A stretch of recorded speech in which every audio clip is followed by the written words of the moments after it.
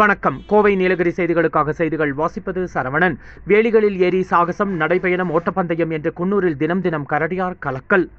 நீலகிரி மாவட்டத்தில் சமீப காலமாக வனவிலங்குகளின் எண்ணிக்கை அதிகமாக காணப்படுகிறது. அதிலும் குறிப்பாக சிறுத்தை, கருஞ்சிறுத்தை, கரடி, காட்டெருமைகள் அதிக அளவில் பகல் மற்றும் இரவு வேளைகளில் நகரப்பகுதி மற்றும் குடியிருப்பு பகுதிகளில் உலா வருவது வழக்கமாக கொண்டுள்ளது.